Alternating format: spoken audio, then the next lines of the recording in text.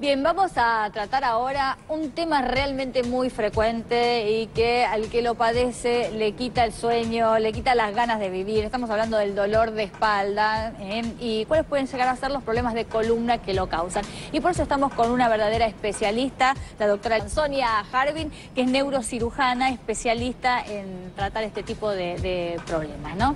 Bueno, nos has traído para graficar algo para hacerlo un poquito más eso. didáctico, pero bueno, es una maqueta plástica, así que... Ahí está. Bueno, contanos cuáles son los problemas más típicos de dolor de espalda y qué problemas en la columna los ocasionan. Hay dolores que nos hacen sospechar que puede haber patología de columna. Ajá. Por ejemplo, ese dolor típico a nivel lumbar, es decir, en la zona baja de la espalda, Sí. que puede irradiarse al glúteo, a la pierna, incluso llegar hasta los pies. Y cuando se trata de la parte de cervical, es decir, en el cuello, las mismas características. Un dolor en la parte cervical, en el cuello, que se puede irradiar al hombro, incluso hasta llegar a los dedos. ¿Tiene que ser crónico, tenerlo con Claro, frecuencia? eso es lo que el paciente tiene que tratar. Bueno, muchas veces estos dolores pueden ser agudos y quedar en el tiempo y volver a repetirse. Es como que van recidivando y se van haciendo más intensos y se acompañan a veces de hormigueos, sensación de adormecimientos, pérdida de fuerza. Eso tiene que llamar la atención. Hay algo clásico y característico en el consultorio. El paciente viene y nos dice: doctora, no puedo estar parado en la cola del banco, no soporto estar parado, me tengo que sentar. La ama de casa que dice: tengo que terminar sentada planchando por el dolor de espalda. El paciente que, por ejemplo, conduce un auto dice: me molesta cuando aprieto el embrague, es un dolor característico en la pantorrilla. Y a lo mejor no lo relaciona con un problema de columna. Claro. Y es característico, por ejemplo, ver a ciertos deportistas como el golfista que dicen: yo no puedo caminar la cancha, doctora, no puedo completar los 18 hoyos. Es algo porque dicen que en el swing, que es un movimiento típico, esa torsión sobre el eje hace que sientan esa molestia. ¿Y cuáles son los problemas de columna que pueden estar causando estos dolores de espalda? Hay varias patologías, ¿no es cierto? Pero las más frecuentes son el canal estrecho, por ejemplo, tanto cervical como lumbar. Canal estrecho. Canal estrecho.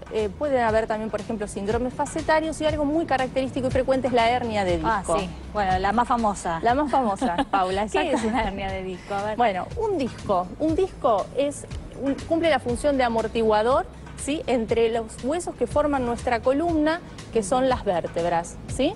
El disco son de otro material. Exactamente, es un material más cartilaginoso, están formados por fibras de colágeno, tiene una envoltura externa y un núcleo gelatinoso que encontramos en el interior. Cuando es por distintas causas, puede ser un esfuerzo, estos discos se pueden desgarrar o romperse, ese centro más gelatinoso sale, y lo vemos acá en la maqueta, puede salir fuera de su lugar y entonces comprime estructuras vecinas que son los nervios, ¿sí?, que forman parte, por supuesto, de la médula. Ajá. Al comprimir esas estructuras van a producir ese dolor irradiado, depende de la localización que tengamos. ¿Y qué se puede hacer?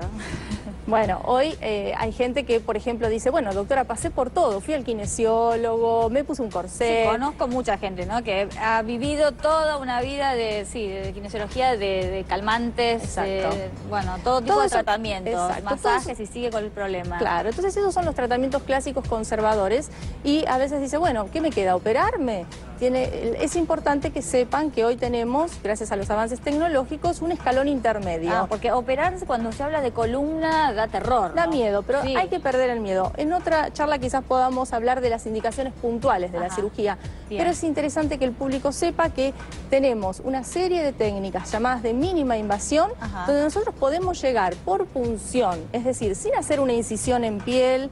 Esto implica un pase por el quirófano muy cortito, de 40 minutos, sin anestesia general, y una recuperación muy rápida. Entramos con una aguja muy delgada, o a veces con una cánula, y llegamos dentro del núcleo del disco y podemos retirar parte de ese volumen que está fuera de su lugar, ¿sí?, y sin incidir, sin hacer una incisión en la piel, sin un posoperatorio, con casi no deja cicatriz. ¿Y la recuperación? La recuperación es inmediata. El paciente a las 2 horas puede estar en su casa y a las 48 horas estar trabajando. Bueno, es una indicación para determinadas personas, ¿no? Hay que evaluarlo. Es claro, pero hoy tenemos muchas de estas técnicas porque hay diferentes clases y combinaciones para diferentes patologías que se pueden utilizar. Qué interesante.